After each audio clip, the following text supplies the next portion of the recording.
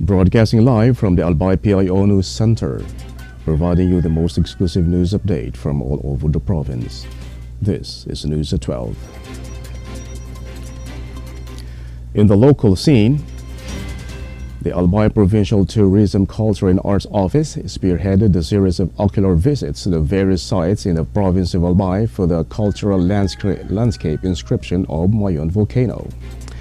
This initiative aims to enhance knowledge and information for stakeholders as well as familiarize with the sites that have cultural and social connections to the volcano, to bolster its inscription into the World Heritage List by the United Nations Educational, Scientific and Cultural Organization UNESCO. The nominated property includes the Mount Mayon Natural Park, encompassing the volcano itself and a 6-kilometer buffer zone.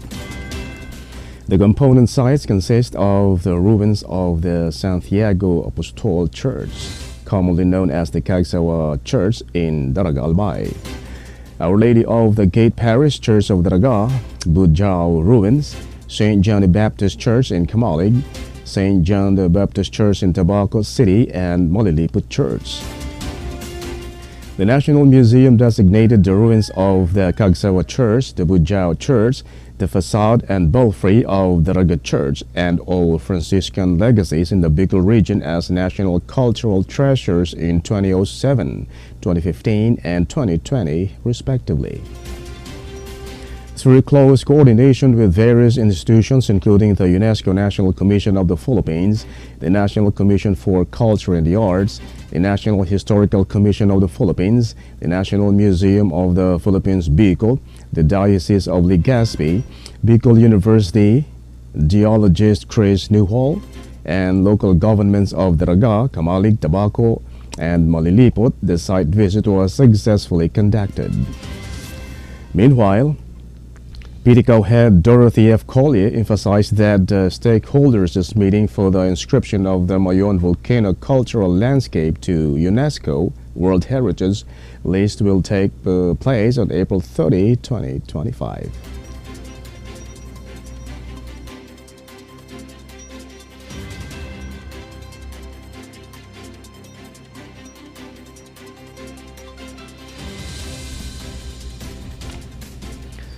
In other story,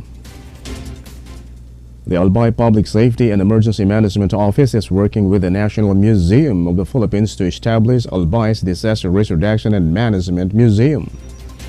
ABSEMO Officer in Charge, Engineer Dante B. Baclao, stated that they are in coordination with the NMP Central Office to appoint a curator who is well versed in DRRM. This curator will concentrate on embedding disaster resilience within the museum's operations, collections, and exhibitions. Baclao also mentioned that the DRRM Museum and Visitors Center will feature various historical instruments donated by the Philippine Institute of Volcanology and Seismology. These tools will aid in mitigating disasters caused by volcanic eruptions, earthquakes, tsunamis, and other geotectonic events. ABSEMO also plans to partner with FIVOX to gather volcanic materials such as volcanic rocks for display in the museum. The official also indicated their anticipation of support from the Philippine Atmospheric, Geophysical, and Astronomical Services Administration, particularly through the donation of instruments that will enhance public understanding of disaster monitoring during natural calamities like typhoons. ABSEMO is hopeful about the formal opening of the museum, which will also highlight Albay's best practices in disaster risk management and stories of resilience.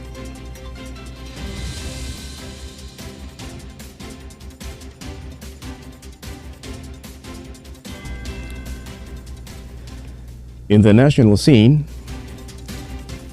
Malacanang addressed rumors that Vice President Sara Duterte is on the International Criminal Court's arrest list, stressing that the government is not directly dealing with the tribunal.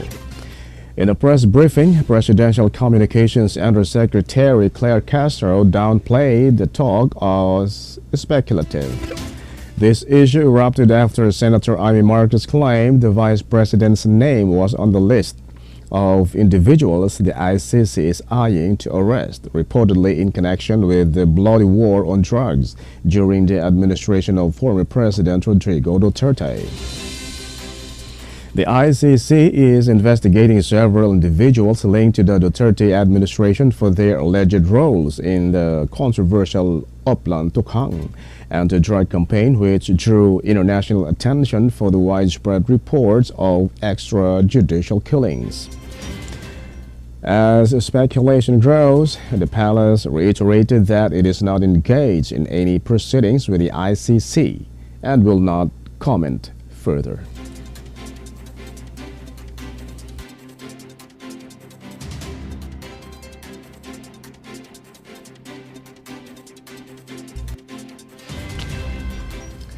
In other story,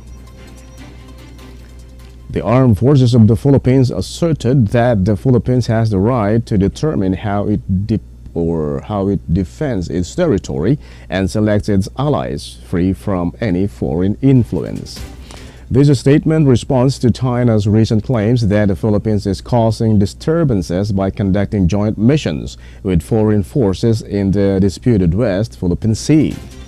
China, which claims nearly the entire South China Sea, has been engaged in an increasingly tense standoff with the Philippines as both nations assert their respective sovereignty claims over the contested waters. The agency emphasized that it is simply exercising its mandate to protect the Philippines' sovereign rights within its maritime domain. It also pointed out that the country's actions are lawful, grounded in international law, particularly the United Nations Convention on the Law of the Sea, and rooted in responsible, forward-looking defense. The joint efforts not only enhance military capabilities but also foster mutual trust and strategic coordination among partner nations, the agency added.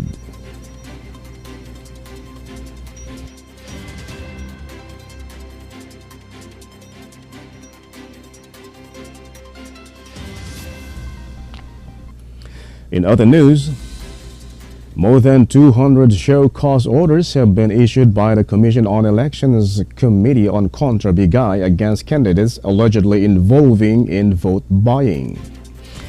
As of April 28, the committee has released a total of 213 show cause orders, and in total 130 were related to alleged vote buying and vote selling. Meanwhile, 67 were for abuse of state resources and 16 were for other complaints. According to Commissioner Ernesto Maceda Jr., chairperson of the Committee on Contra Bigay, the regions with the highest number of alleged vote buying incidents are Calabarzon, Central Luzon, and Metro Manila. Maceda also acknowledged that the poll body is overwhelmed by the numerous show cause orders it needs to issue for various possible violations by candidates. The official added that the COMELEC is also expected to issue 8 more show cause orders at any time.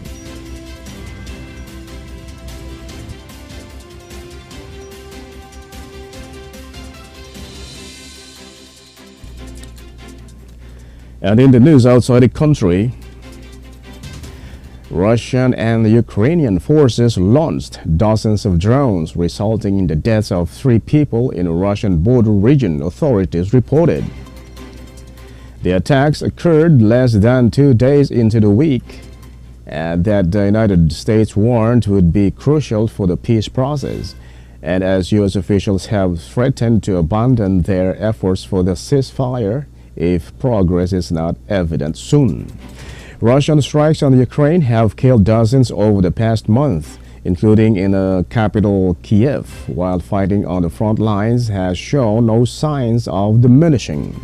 On Monday, Russian President Vladimir Putin declared a 3-day truce in May to coincide with Moscow's World War II commemorations.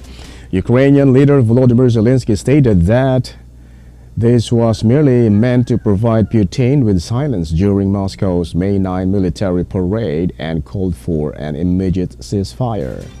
According to the Ukrainian Air Force, Russia launched 100 drones at Ukraine between late Monday and early Tuesday.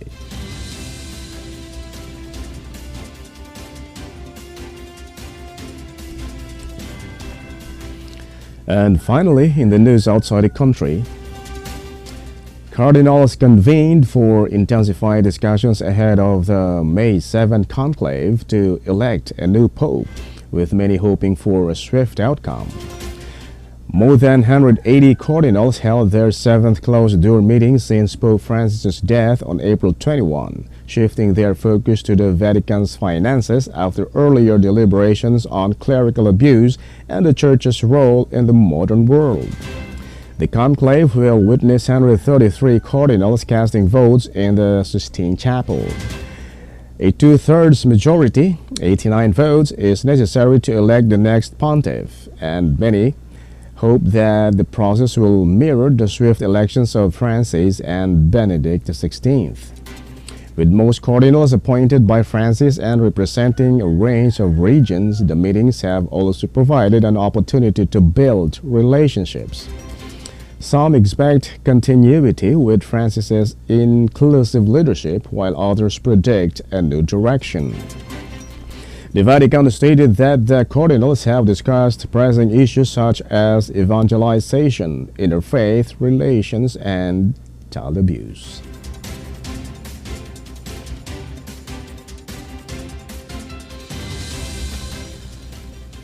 And that's all for the news at 12. May 2, 2025. We'll be back next week for more news updates. Thanks to our news writer Albay PIO and Erico Dumlao. And on the technical side, Chad Bobis. And of course, our Provincial Information Officer, Mary Luduca Castillo. And under the supervision of our Governor, Baby Glenda Ongbungao. Happy weekend, everyone. I am Greg Hallare. Thank you for subscribing.